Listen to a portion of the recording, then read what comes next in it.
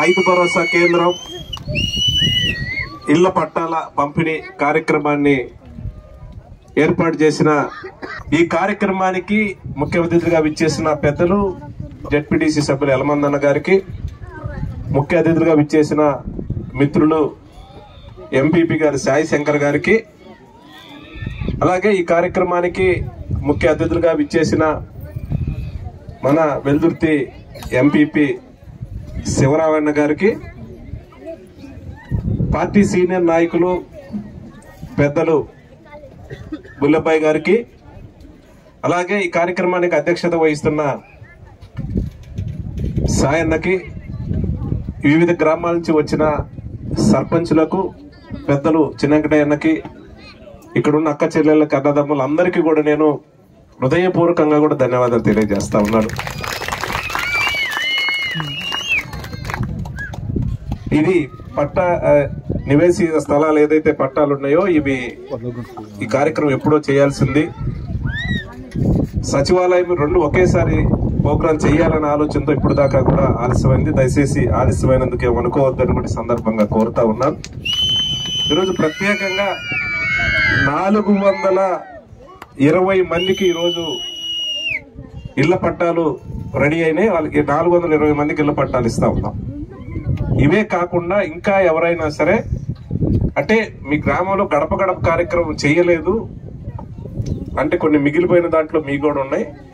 ఆ కార్యక్రమం చేసినట్టయితే ఇంకా ఎవరైనా మిగిలిపోయిన వాళ్ళు ఉంటే వాళ్ళకు కూడా ఇళ్ల పట్టాలు ఇచ్చే కార్యక్రమం ఖచ్చితంగా చేస్తాం. ఎందుకంటే ఇదేం లాస్ట్ డేట్ కాదు, మన దగ్గర ల్యాండ్ ఉంది. ఖచ్చితంగా అప్లికేషన్స్ అవి కొన్ని ఇవ్వండి. మిగిలిపోయిన వాళ్ళు ఏమంటే వాళ్ళకు కూడా ఇవే కాకుండా ఇంకా కూడా ఇస్తాం. అవి కూడా డెవలప్ చేసి బ్రహ్మాండంగా చేసే కార్యక్రమం చేయబోతా ఉన్నాం.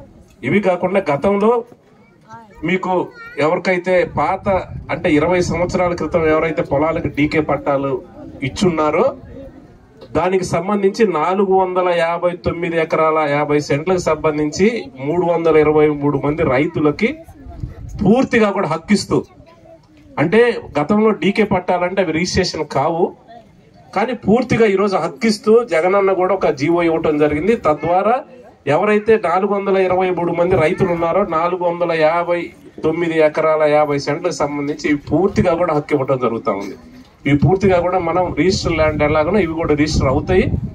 ఇవి ఏ రకంగానైనా మీరు ఉపయోగించుకోవచ్చు. దయచేసి ఇవన్నీ కూడా మీ అందరి కోసం, పేద వర్గాల కోసం జగనన్న ప్రవేశపెట్టిన సంక్షేమ కార్యక్రమాల్లో భాగమే. ఎందుకంటే ఇక్కడ ఉన్న చాలా మంది పెద్దవాళ్ళు ఉన్నారు, మీ అందరికి కూడా గత ప్రముఖంగా సహాయం చేస్తున్నారు. ఒకసారి మీరు అందరూ గమనించాలని కోరుతా ఉన్నారు. ఎందుకంటే మీ అందరికీ తెలుసు 2014 నుంచి 2019 5 సంవత్సరాలు ఈ రాష్ట్రానికి ముఖ్యమంత్రిగా చేసిన చంద్రబాబు నాయుడు ఈ రాష్ట్రం పేద వర్గాలని దృష్టిలో పెట్టుకొని అనేక రకాలు కూడా హామీ ఇవ్వటం జరిగింది. 1 కాదు 2 కాదు, దరిదాపుగా 600 హామీలు ఇచ్చారు. అంటే ఈ రాష్ట్రంలో ఏ వర్గాన్ని ఎవరిని కూడా వదిలిపెట్టలే. ఎవరి అవసరాలను దృష్టిలో పెట్టుకుని అందరినీ కూడా మేనిఫెస్టో ఇచ్చి, కొంతమందికి అయితే నేను ఇంటికి ఒక ఉద్యోగం ఇస్తాను, ఉద్యోగం ఇవ్వలేకపోతే 2000 రూపాయలు నిరుద్యోగ భృతి కింద డబ్బులు ఇస్తానని చెప్పడం జరిగింది. ఇంకా ముందుకు వెళ్ళి రైతులకు పూర్తిగా రుణమాఫీ చేస్తామని చెప్పడం జరిగింది. డోక్రా చెల్లెలకు కూడా పూర్తిగా మేము రుణమాఫీ చేస్తామని చెప్పడం జరిగింది. మీ బంగారం బ్యాంకులో ఉంటే ఇడిపిస్తానని ఈ రకంగా అన్ని హామీలు ఇచ్చి ఒక్కటి కూడా అమలు చేసిన పరిస్థితి లేదు. కానీ జగనన్న ముఖ్యమంత్రి అయిన మొదటి రోజే ఏవైతే హామీలు ఇచ్చారో అన్ని హామీలు కూడా ఈరోజు 99% ప్రతి హామీ కూడా ఈరోజు అమలు చేసినారని కూడా ఖచ్చితంగా కూడా చెప్పగలం. ఎందుకంటే ఎక్కడ వర్గాలు చూడలే, కులాలు చూడలే, మతాలు చూడలే, పార్టీకి ఓటేశారని కూడా చూడలే. పేదవాళ్ళు అయి ఉంటే చాలు మనం ఇవ్వాలి. అర్హత ఉంటే పెన్షన్ ఇచ్చాం, అర్హత ఉంటే రైతు భరోసా ఇచ్చాం, అర్హత ఉంటే చేయూత ఇచ్చాం, అర్హత ఉంటే అమ్మఒడి ఇచ్చాం, అర్హత ఉంటే వాహన మిత్ర ఇచ్చాం, అర్హత ఉండి డోక్రా అక్క చెల్లెలు ఎవరైతే ఉన్నో పూర్తిగా రుణమాఫీ చేశాం, అర్హత ఉంటే వికలాంగ పెన్షన్ ఇచ్చాం, అర్హత ఉంటే ఈబీసీ నేస్త్రం కింద 15,000 రూపాయలు 45 సంవత్సరాలు ఉన్నోళ్ళకి ఈబీసీ నేస్త్రం 15,000 ఇచ్చాం, అర్హత ఉంటే కాపు నేస్త్రం ఇస్తాం. ఇవన్నీ కూడా సంక్షేమ కార్యక్రమాలు అన్ని కూడా ప్రతి పేద కుటుంబానికి ఎక్కడ కూడా ఒక్క ఇల్లు కానీ ఒక్క పేదవాళ్ళని కూడా మిస్ కాకుండా వీళ్ళు మా పార్టీకి ఓటేశారు వీళ్ళకే ఇవ్వాలి, లేకపోతే వీళ్ళు మనతో రాలేదు, వాళ్ళకి ఇవ్వకూడదని ఎక్కడా లేదు. అందరికీ కూడా మొత్తం కూడా ఇప్పటి వరకు కూడా కోట్ల రూపాయలు ఈరోజు చేయని విధంగా. ఎందుకంటే ఈ దేశంలోని ఏ ముఖ్యమంత్రి కూడా పేదవాళ్ళ కోసం ఇన్ని డబ్బులు, మీరందరూ కూడా ఒకటి ఆలోచన చేయమని కోరుతా ఉన్నాడు. ఎందుకంటే ఏ ముఖ్యమంత్రి కూడా చేసిన పరిస్థితి లేదు. ఈరోజు ఇన్ని సంక్షేమ కార్యక్రమాలు డైరెక్ట్ గా కూడా జగనన్న అక్కడ బటన్ నొక్కితే ఇక్కడ మీ అకౌంట్ లో డబ్బులు వచ్చే కార్యక్రమం. గతంలో లాగా జన్మభూమి కమిటీలో నాయకులకు ఇష్టమైన వాళ్ళకి ఏదో ఇవ్వటమో, లేకపోతే ఇష్టం కాని వాళ్ళకి అరకొర ఇచ్చే సంక్షేమ కార్యక్రమాలు కూడా వాళ్ళకి ఇష్టం వచ్చేసి ఎవరైనా డబ్బులు ఇస్తే ఇచ్చే కార్యక్రమం. కానీ ఈ రోజు అట్లా కాదు. ప్రతి 3 నెలలకు ఒకసారి పెన్షన్ మిస్ అయినా, చేయూత మిస్ అయినా, రైతు భరోసా మిస్ అయినా కూడా మళ్ళీ అప్ టు డేట్ చేసేసి వాళ్ళకి ఇవ్వాలని ఆలోచన. అనంటే ఏ మూల, ఏ గ్రామంలో ఏ పేద కుటుంబం అర్హత ఉంటే మిస్ కాకుండా చూడాలనే జగనన్న ఆలోచన. ఈరోజు ఎందుకనంటే గడిచిన 5 సంవత్సరాలు అవుతా ఉంది. 5 సంవత్సరాల కాలంలో సంక్షేమ కార్యక్రమాల రూపంలో ఈరోజు 2,50,000 కోట్ల రూపాయలు ఈ రాష్ట్రంలో పేదవారికి ప్రతి ఇంటికి కూడా డబ్బులు పంపించిన పరిస్థితి.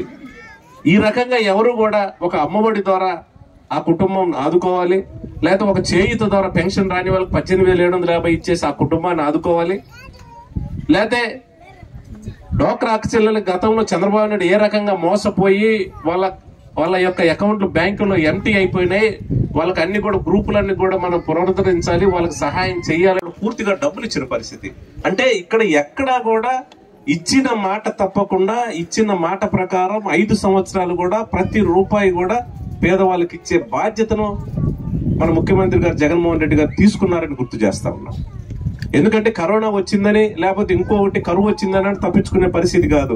1వ తారీఖు పెన్షన్ అంటే 1వ తారీఖు మీరు ఎక్కడికి పోకుండా వాలంటీర్ వ్యవస్థను పెట్టి వాలంటీర్ మీ ఇంటికి వచ్చి ఇచ్చే కార్యక్రమాన్ని జగనన్న ఏర్పాటు చేశారు. ఆ రోజు 2,000 రూపాయల పెన్షన్ ఇస్తా ఉన్నాం. 2,000 నుంచి 2,250 రూపాయలకు పెంచాం, 2,500లకు పెంచాం, 2,750 రూపాయలు ఇచ్చాం. ఈ రోజు 3,000 రూపాయల పెన్షన్ ఇస్తా ఉన్నాం. ఇక నుంచి కూడా 3,000 నుంచి పెంచుకుంటూ పోతమే తప్పితే అర్హత ఉన్న వాళ్ళకి ఎక్కడా కూడా తగ్గించే ప్రశ్నే లేదని కూడా సందర్భంగా తెలియజేస్తా ఉన్నారు. ఎందుకంటే జగనన్న ఒక మాట చెప్పినాడు, అక్షరాల కూడా ఆ మాట మీద నిలబడి వాళ్ళకి 1 రూపాయి అయినా సరే వాళ్ళకి చేరాలని.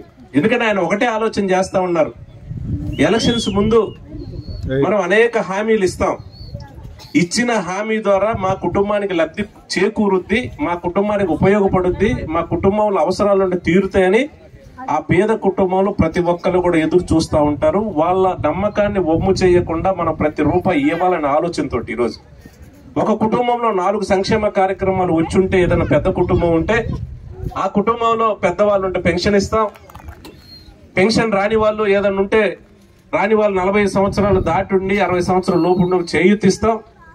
అదే కుటుంబంలో ఎవరైనా చదువుకున్న పిల్లలు ఉంటే అమ్మఒడి ఇస్తాం.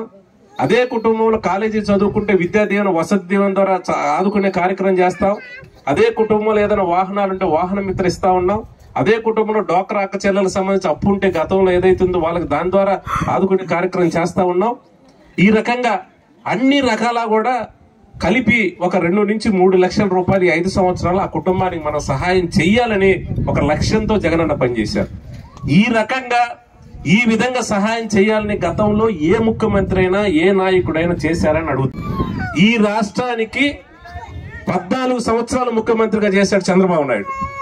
ఈ 14 సంవత్సరాల్లో ఎప్పుడైనా ఒక్క రోజైనా సరే ఒక అమ్మఒడి ఇచ్చేసే పేద కుటుంబాలు ఆదుకుందాం, ఒక చేయూత ద్వారా ఒక 20,000 వాళ్ళ అకౌంట్ లో ఇస్తే ఆ కుటుంబానికి ఉపయోగపడుద్ది, లేకపోతే ఈ రకమైన పెన్షన్ వాళ్ళు పెద్దవాళ్ళు రాలేరు, మనం ఒక వాలంటీర్ వ్యవస్థను ఏర్పాటు చేసి వాళ్ళ ఇంటికే 1వ తారీఖు తీసుకుపోయి ఇస్తే ఆ పెద్దవాళ్ళకి సహాయం ఉంటుందని ఒక్క నిమిషం ఒక్కటైనా సరే చంద్రబాబు నాయుడు గతంలో ఆలోచన చేశాడని అడుగుతా ఉన్నా. ఈరోజు చూస్తా ఉంటే చంద్రబాబు నాయుడు దేశం అంతా తిరుగుతా ఉన్నాడు, ఉన్నని కులాలని మతాలను అడ్డం పెట్టి రెచ్చగొడతా ఉన్నాడు. ఈరోజు జగన్మోహన్ రెడ్డి గారిని ఒక్క అవకాశం ఇవ్వండి అని చెప్పి ఈ రాష్ట్రంలో ప్రజలని మోసం చేసినాడు జగన్మోహన్ రెడ్డి అని ఈరోజు చంద్రబాబు నాయుడు చెబుతా ఉన్నాడు. నేను అడుగుతా ఉన్నాను, పేదవాళ్ళకు పెన్షన్ ఇవ్వటం మోసమా? ఇచ్చిన మాట ప్రకారం అమ్మఒడి ఇవ్వటం మోసమా? రైతు భరోసా ఇవ్వటం మోసమా? చేయూత ఇవ్వటం మోసమా? అక్కచెల్లెలకు డోక్రా అక్కచెల్లెలకు డబ్బులు సహాయం చేయటం మోసమా? పేద కుటుంబాలకు సంబంధించి చదువుకున్న వాళ్ళు ఉంటే ఈ దేశ చరిత్రలోనే ఏ ముఖ్యమంత్రి చెయ్యని విధంగా 1,20,000 మందికి ఈరోజు చదువుకున్న వాళ్ళకి మీ గ్రామంలో మీ సచివాలయం చూస్తే పనిచేసే ఉద్యోగస్తులు ఎవరైతే ఉన్నారో వాళ్ళందరూ కూడా జగనన్న ముఖ్యమంత్రి అయిన తర్వాత ఉద్యోగాలు ఇచ్చిన వాళ్ళు కాదని అడుగుతా ఉన్నారు. ఎందుకంటే చాలా మంది అక్క చెల్లెళ్ళు వాళ్ళ పిల్లల్ని కూలి పనులు చేసో పొలం పనులు చేసో చదివిస్తే ఉద్యోగాల్లోకి ఇబ్బంది పడతా ఉంటే ఆనాడు కలిసినప్పుడు అడిగారు, అన్న మా పిల్లలు చదువుకున్నారు, ప్రైవేట్ ఏదన్నా ఇన్స్టిట్యూట్ లో కానీ ప్రైవేట్ ఫ్యాక్టరీలో ఏదన్నా ఉద్యోగాలు ఇస్తుంది, గ్యారంటీ లేదు, ఏదైనా గవర్నమెంట్ కి సంబంధించి ఒక ఉద్యోగాలు కల్పించండి అన్న, మాకు భరోసా ఉంటది, మేము కష్టపడి చదివించిన దానికి మాకు తృప్తిగా ఉండదని చెప్తే ఆయన దశల వారీగా ఉద్యోగాలు ఇవ్వాలనే ఆలోచనతో ఈ రోజు ఆయన ముఖ్యమంత్రి కాగానే గ్రామ సచివాలయం ఏర్పాటు చేసి వాళ్ళకు ఉద్యోగాలు ఈ రోజు 1,30,000 మంది ఉద్యోగాలు చేస్తా ఉన్నారంటే ఈ రాష్ట్రంలో పేద కుటుంబం నుంచి వచ్చిన చదువుకున్న విద్యార్థులు ఈ రోజు మీ కళ్ళ ముందే మీ గ్రామంలో ఉద్యోగం చేసి సచివాలయ ఉద్యోగస్తులు జగనన్న ఇప్పించిన ఉద్యోగాలు కాదా అని అడుగుతా ఉన్నాను. ఇలాంటి కమిట్మెంట్, ఈ రకంగా సహాయం చేయాలనే ఆలోచన ఎవరైనా సరే గతంలో ఏ నాయకుడు చేసిన పరిస్థితి లేదు. ఎందుకంటే అదే రాష్ట్రం, ఇదే అధికారులు, అదే బడ్జెట్, ఇన్ని సంక్షేమ కార్యక్రమాల ద్వారా ఈ రాష్ట్రంలో 2,50,000 కోట్ల రూపాయలు పేదవాళ్ళకి సహాయం చేస్తే ఈరోజు ఆ డబ్బులు చంద్రబాబు నాయుడు ఏం చేసినాడని అడుగుతా ఉన్నాడు. ఎక్కడ దాచిపెట్టాడు చంద్రబాబు నాయుడు? జగనన్న ఏమో పేదవారికి సంక్షేమ కార్యక్రమం రూపంలో ప్రతి ఇంటికి ఆయన డబ్బులు పంపిస్తే చంద్రబాబు నాయుడు మాత్రం ఆయనకు సంబంధించిన బినామీలకి, ఆయన సంబంధించిన అనుయాయకులకి, ఆయన సంబంధించిన పార్టీ వాళ్ళకి రాజధాని పేరుతోటి సింగపూర్, మలేషియా ఈ డబ్బులన్నీ తరలించిన పరిస్థితి. ఈరోజు ప్రతి రూపాయి కూడా కోలగొట్ల గ్రామానికి సంబంధించి, కోలగొట్ల యొక్క సచివాలయం పరిధిలో ఉండే గ్రామాలకు సంబంధించి ఈరోజు 10 నుంచి 12 కోట్ల రూపాయల సంక్షేమ కార్యక్రమంలో ఇచ్చినారనంటే ప్రతి రూపాయి కూడా ఈరోజు డేటా ఉంది. ఏ కుటుంబంలో ఏ పేదవానికి పెన్షన్ ద్వారా ఎంత ఇచ్చాం, రైతు భరోసా ద్వారా ఎంత ఇచ్చాం, అమ్మఒడి ద్వారా ఎంత ఇచ్చాం, ఆరోగ్యశ్రీ ద్వారా ఎంత ఖర్చు పెట్టాం, లేకపోతే కాలేజ్ చదువుకున్న పిల్లలకి ఎంత ఇచ్చాం, లేకపోతే ఆసరా ద్వారా డాక్టర్ అక్క చెల్లెలకి ఏ కుటుంబంలో ఎంత ఇచ్చాం, ప్రతి రూపాయి కూడా ఈరోజు బ్యాంక్ అకౌంట్లతో సహా ఆధారాలు ఉంటాయి. 2,50,000 కోట్ల రూపాయలకు అన్ని ఆధారాలు ఉన్నాయి. కానీ చంద్రబాబు నాయుడు ఏం చేశాడు ఈ డబ్బులు?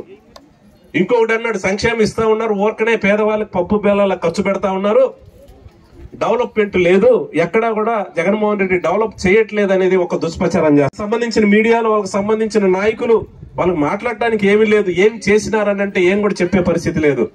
కానీ అభివృద్ధి లేదు, సంక్షేమం ఏదో పప్పు బెల్లాల డబ్బులు ఇచ్చారు, ఈ రకంగా పేదవాళ్ళకి డబ్బులు సహాయం చేసి ఇది ఒక శ్రీలంక అవుతుందని ఒక దుష్ప్రచారం మొన్నటిదాకా చేశారు. మళ్ళీ అభివృద్ధి లేదని అంటున్నారు. ఎస్, ఎంత దూరమే అవసరం లేదు. ఒక మన మాచర్ల నియోజకవర్గాన్ని చూసుకుందాం. ఈరోజు ఒక మాచర్ల నియోజకవర్గంలోనే 2,350 కోట్ల పైచిలకు గడచిన ఈ 4 సంవత్సరాల 10 నెలల కాలంలో జగనన్న మన నియోజకవర్గానికి 2,350 కోట్ల రూపాయలు మనకి డబ్బు పంపించాడు. సంక్షేమ కార్యక్రమాలు అయితేవి, డెవలప్మెంట్ అయితేవి, దాని ద్వారా ఇచ్చినారని అడుగుతా ఉన్నాను. ఈరోజు కళ్ళ ముందే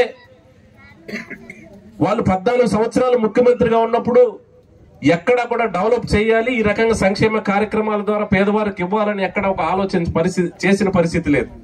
కానీ జగనన్న ముఖ్యమంత్రి అయిన తర్వాత 2 సంవత్సరాలు కరోనాతో ఇబ్బంది పడ్డ తర్వాత గడిచిన 3 సంవత్సరాల కాలంలోనే ఈ సంక్షేమ కార్యక్రమాలు చేశామని కూడా ఖచ్చితంగా చెప్పగలం. అభివృద్ధి విషయంలో కూడా ఈరోజు రేపు 29వ తారీఖున ముట్టుకూరు గ్రామానికి సంబంధించి ముట్టుకూరులో 2,50,00,000తో మనం శంకుస్థాపన చేసి మనం కట్టిన హాస్పిటల్ ను ఓపెన్ చేయబోతా ఉన్నాం. ఇదే అభివృద్ధి కాదని అడుగుతా ఉన్నాను. ఇప్పుడే నాగార్జున సాగర్ లో 5,35,00,000తోటి హాస్పిటల్ బిల్డింగ్ మనం వచ్చిన తర్వాత జగనన్న ఆశీతో శంకుస్థాపన చేశాం, పూర్తి చేశాం, ఈ రోజు ఓపెనింగ్ చేసినాం. అదే హాస్పిటల్ 1 కోటి రూపాయలతోటి పేదవాళ్ళకి పరీక్షలు చేయడానికి న్యూ ఎక్విప్మెంట్ తో కూడా ఈరోజు గతంలో 4 సిబ్బంది ఉండే హాస్పిటల్ ని 30 బెడ్డెడ్ హాస్పిటల్ చేసి ఈరోజు 40 మంది సిబ్బందితోటి డాక్టర్లతోటి ఈ రోజే హాస్పిటల్ బిల్డింగ్ ఓపెన్ చేసి వాళ్ళకు ఒప్పచెప్పం. ఇది అభివృద్ధి కాదని అడుగుతా ఉన్నా. ఈరోజు మాచర్ల పట్టణానికి సంబంధించి పట్టణంలో జగనన్న వచ్చిన తర్వాత ఈరోజు 66 మంది సిబ్బంది డాక్టర్లు అయితే పనిచేస్తా ఉన్నారు. ఆ రోజు 3.5 కోట్లతో హాస్పిటల్ బిల్డింగ్ కట్టి ఆల్రెడీ డాక్టర్లకి ఒప్పచెప్పాం. ఇది అభివృద్ధి కాదని అడుగుతా ఉన్నాను.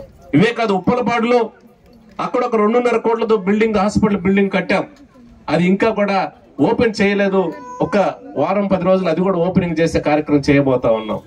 ఇవే కాదు, ఈరోజు కారంపూడి మండలానికి సంబంధించి ఆ రోజు చూస్తూ ఉంటే గాదివారిపల్లి అక్కడ కూడా ఇలాంటి హాస్పిటల్ ఒకటి బిల్డింగ్ కట్టాం. అది కూడా ఒక వారం 10 రోజుల్లో ఓపెన్ చేయబోతా ఉన్నాం. ఇది అభివృద్ధి కాదా అని అడుగుతా ఉన్నాను. ఇవే కాదు, ఈరోజు ఎవరు చేయని విధంగా ఈరోజు వరకపుడి చాలా గర్వంగా కూడా చెప్పగలం.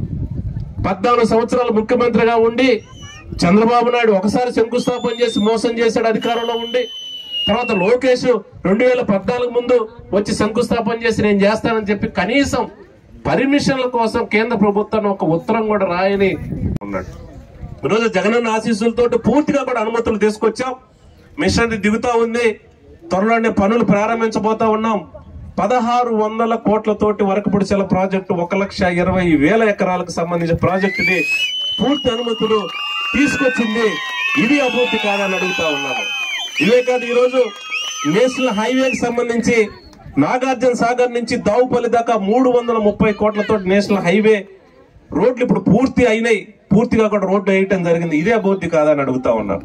ఈరోజు మాచర్ల నుంచి దాచబెల్లి దాకా ఒక 320 కోట్లతోటి రోడ్లు కూడా పూర్తి స్థాయిలో కూడా టెండర్ పిలిచారు, పనులు జరుగుతూ ఉన్నాయి. ఇది అభివృద్ధి కాదని అడుగుతా ఉన్నాను. ఏదైతే మాచర్ల రాయవరం జంక్షన్ నుండి ఈరోజు వయా దుర్గి కారంపూడి మీదుగా కూడా నెకరకల దాకా హైవే కలపడానికి సర్వే పనులు పూర్తి చేశాం. అది త్వరలోనే ఎస్టిమేట్ లేసి ఈ రోడ్డు కూడా నేషనల్ హైవే కింద రాబోతా ఉంది. ఇదే అభివృద్ధి కాదని అడుగుతా ఉన్నాను.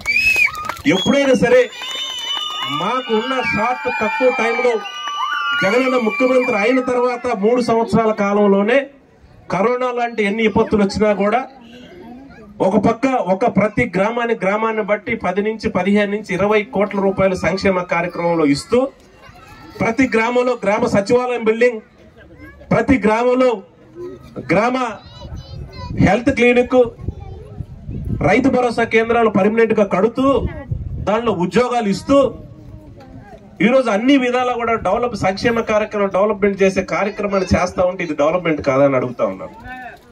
ఈరోజు తెలుగుదేశానికి సంబంధించి ఈరోజు మాట్లాడుతూ ఉన్నారు. ఏ ఒక్క అభివృద్ధి కానీ ఏ ఒక్క సంక్షేమం కానీ వాళ్ళు ముఖ్యమంత్రిగా ఉన్న 14 సంవత్సరాల్లో చంద్రబాబు నాయుడు కానివ్వండి, అక్కడి నుంచి మన నియోజకవర్గంలో షిఫ్ట్ వారిగా ఒక్కొక్కసారి ఒక్కొక్క నాయకుడు వస్తారు. వీళ్ళందరికీ ఏ ఒక్కళ్ళకు కూడా గుర్తులేని పరిస్థితి. అభివృద్ధి చేయాలి, సహాయం చేయాలని ఈరోజు 3 సంవత్సరాల కాలంలోనే ఇన్ని సంక్షేమ కార్యక్రమాలు, ఇన్ని అభివృద్ధి పనులు చేశాం. ఇవన్నీ కూడా జగనన్న ఆశీస్సులతోటి, జగనన్న పోతుబలంతో చేశాం. ఇప్పే కాదు, రాబోయే రోజుల్లో ఖచ్చితంగా ఇదే రకంగా సంక్షేమ కార్యక్రమాలు కొనసాగాలన్నా ప్రతి పేద కుటుంబానికి ఈ రకంగా పార్టీలు వర్గాలను చూడకుండా ప్రతి రూపాయి మీకు సహాయం ఇదే రకంగా అందాలన్నా, ఇదే రకంగా మన ప్రాంతం డెవలప్ కావాలన్నా, నిధులు ఇదే రకంగా రావాలంటే ఖచ్చితంగా మనందరం కూడా 2024లో జగన్మోహన్ రెడ్డి గారికి మనం సపోర్ట్ చేయాలి. వచ్చే ఎలక్షన్స్ లో ఆయన నడిచి మనం ఆయన్ని మంచి మెజార్టీ తోటి ముఖ్యమంత్రి సీట్లో కూర్చోబెట్టుకుంటే ఇదే రకంగా ఎక్కడ కులాలను, వర్గాలను, మతాలను చూడకుండా ఖచ్చితంగా 100కు 100% కూడా ఇచ్చిన మాట జగనన్న నిలబెట్టుకుంటాడు. ఈ రాష్ట్రంలో ముఖ్యంగా మన నియోజకవర్గంలో ప్రతి పేద కుటుంబానికి ప్రతి రూపాయి కూడా మీకు అన్ని విధాల సహాయం అందుతాదని కూడా ఈ సందర్భంగా తెలియజేస్తా ఉన్నాను. ఎందుకంటే ఇప్పుడు వస్తారు, బాబు గ్యారెంటీ ఇస్తారు. ఈ నెల రోజులు మాత్రం బ్రహ్మాండంగా ముచ్చట చెప్తారు. వర్గాలను బయటికి తీస్తారు, కులాలను బయటికి తీస్తాడు. ఏదైనా నాయకుల మధ్య చిన్న చిన్న మనస్పర్ధలు ఉంటే వాళ్ళని రెచ్చగొడతారు.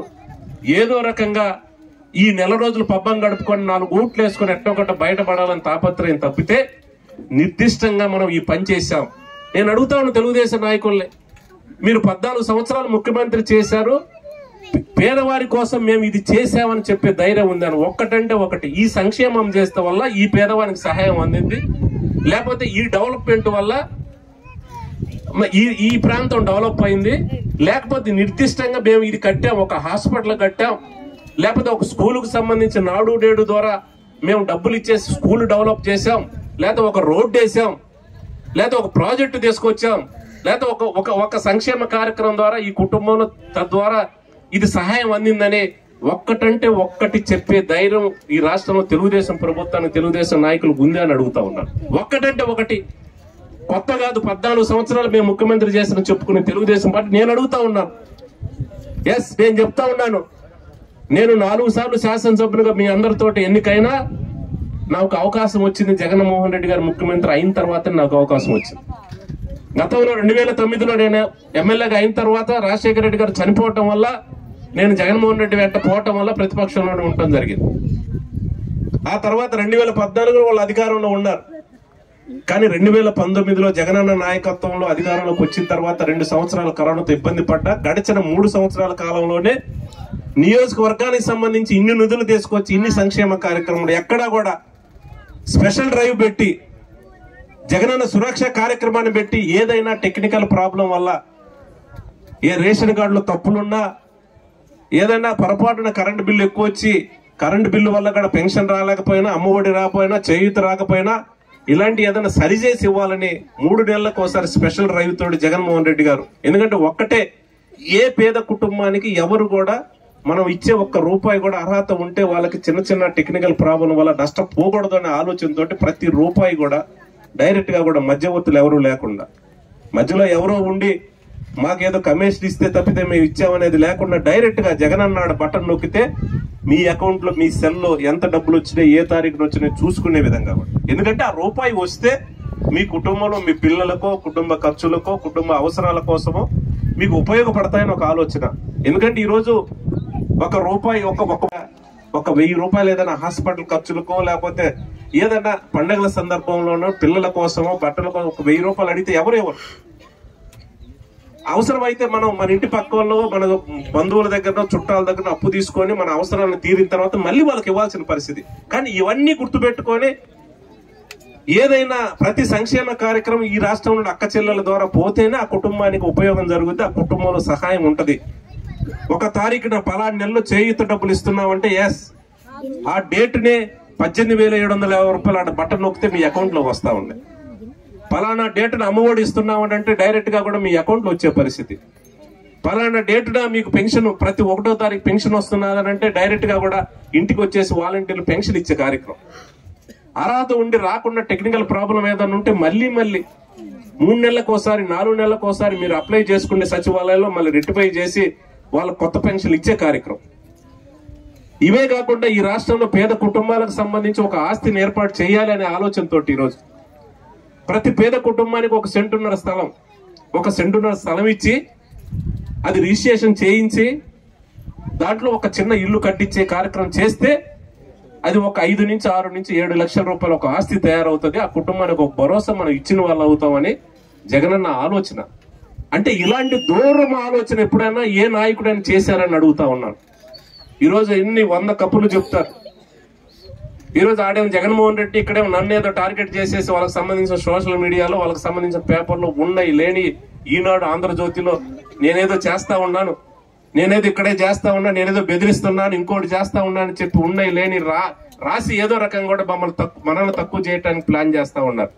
నేను అడుగుతా ఉన్నాను, ఎక్కడైనా సరే ఏ పేద కుటుంబంలో నేను చాలా విలేజ్లు కూడా గడపడ తిరిగినాం, ఎక్కడైనా పార్టీకి ఓటేశారని చూడలేదు. ఎవరైనా పెన్షన్ రాని వాళ్ళు ఉంటే ఈరోజు నిజంగానే మనకు ఓటేయలేదు మనతో లేరు అని చెప్తే పెన్షన్ గాని చేయూత గాని అమ్మఒడి గాని రైతు భరోసా గాని డ్వాక్రా చెల్లెలకు ఇచ్చే ఆసరా గాని కాపుడేశ్వరం గాని నేను కావాలనుకుంటే నేను ఆపితే అడిగే ధైర్యం ఎవరికుందని అడుగుతా ఉన్నాను. నేను ఆపదలుచుకుంటే అడిగే ధైర్యం ఎవరికుందని అడుగుతా ఉన్నాను. ఈరోజు అలా కాదు. జగనన్న ఒక్కటే చెప్పాడు, మనకు ఓటేసినా ఏకపోయినా వాళ్ళు పేదవాళ్ళు అయి ఉంటారు, మనకు సహాయం చేయాలి కాబట్టి ప్రతి రూపాయి మనం వాళ్ళకి ఇవ్వాలనే ఆలోచనతో అదే మాట మీద పనిచేస్తా ఉన్నాం. ఇంకా ఎవరైనా సరే చిన్న టెక్నికల్ ప్రాబ్లం వల్ల రాలేదని అడిగితే ఇంకా వాళ్ళని కూడా దగ్గరికి పోయి ఇంకా ₹8,000 వస్తే చాలా అవసరాలు ఉంటాయి, ఆ కుటుంబానికి ఒక ధైర్యాన్ని ఇవ్వాలని జగన్ ఆలోచన చేస్తా ఉన్నాడు. ఆయన ఆలోచన ప్రకారం పనిచేస్తా ఉన్నాం. ఇలాంటి సంక్షేమ కార్యక్రమం ఇదే రకంగా రావాలన్నా, మన ప్రాంతం ఇదే రకంగా డెవలప్ కావాలన్నా ఖచ్చితంగా పార్టీల వర్గాలకు అతీతంగా జగనన్నకు సపోర్ట్ చేయాలి. రాబోయే రేపు ఏప్రిల్లో జరగబోయే ఎలక్షన్ లో మీరందరూ మూకుమ్మడిగా కూడా జగనన్నకి సపోర్ట్ చేయాలి. చిన్న మనస్పర్ధలు నాయకుల మధ్య ఉన్న దయచేసి పట్టించుకోవద్దు. కులాలను మతాలను ఎవరు రెచ్చగొట్టినా దయచేసి ఆయన పక్కన పెట్టండి. ఎందుకంటే తాత్కాలికంగా మనకున్న కోపాన్ని మనకున్న ఎమోషన్ క్యాష్ చేసుకొని మనల్ని పక్కదారి పట్టియడానికి కొంతమంది తెలుగుదేశం నాయకులు ప్రయత్నం చేస్తా ఉన్నారు. ఎందుకంటే ఆ ఎమోషన్ పోయిన తర్వాత పొరపాటు జరిగితే ఈ చెప్పే నాయకుడు రెచ్చగొట్టే నాయకులు ఎవరు కూడా మన అవసరాల కోసం ₹1 కూడా సహాయం చేసే పరిస్థితి ఉండదు. చంద్రబాబు నాయుడుకి ఇదే లాస్ట్ ఎలక్షన్. ఎందుకు చెప్తున్నానంటే ఇప్పుడు అతనికి 75 సంవత్సరాలు, ఈసారి ఆయనకి 80 సంవత్సరాలు అవుతుంది. 80 సంవత్సరాలు ముసలాయన ఏం చేస్తాడు? ఆయన వచ్చేసి ఏమైనా చేస్తాడు? ఆయన తిరగలేడు, చేయలేడు. రేపు నా టైం అయిపోయింది, నాకు ఏదో రకంగా మాయమాటలు చెప్పి నేను మళ్ళీ అధికారంలోకి వచ్చాను, నాకు చాలు, ఇంకా నాకు నేను చేయాల్సిన అవసరం లేదని చెప్పే కార్యక్రమం చేస్తాడు. దయచేసి అలాంటి పొరపాటు జరగకుండా 100% ఇప్పుడు ఏ రకంగా మన పిల్లలకి మన కుటుంబంలో సహాయం అందుతుందో ఇదే రకంగా ప్రతి రూపాయి మీకు చెందాలనంటే జగనన్న ఒక మాట చెబితే ఆ మాట మీద కూడా ఎన్ని ఇబ్బందులైనా కూడా, ఏ రకంగా ఎంతమంది తిట్టినా, ఎంతమంది కవ్విచ్చినా, ఎన్ని రకాల ఇబ్బంది పెట్టినా, వాళ్ళకి సంబంధించిన పేపర్లో మీడియాలో ఏ రకంగా కూడా వాళ్ళ కుటుంబ విషయాలు తీసుకొచ్చి ఏదో రకంగా అడ్డం పెట్టి ఆయన్ని తక్కువ చేసి చేయాలని చూస్తున్నా ఒకటే ఆలోచనతో ఈ రాష్ట్రంలో పేద కుటుంబాలు నమ్మారు. వాళ్ళ నమ్మకాన్ని ఒమ్ము చేయకుండా నేను వాళ్ళ కోసం పనిచేయాలని ఆలోచన ప్రకారం ప్రతిరోజు కూడా పనిచేస్తా ఉన్నాడు.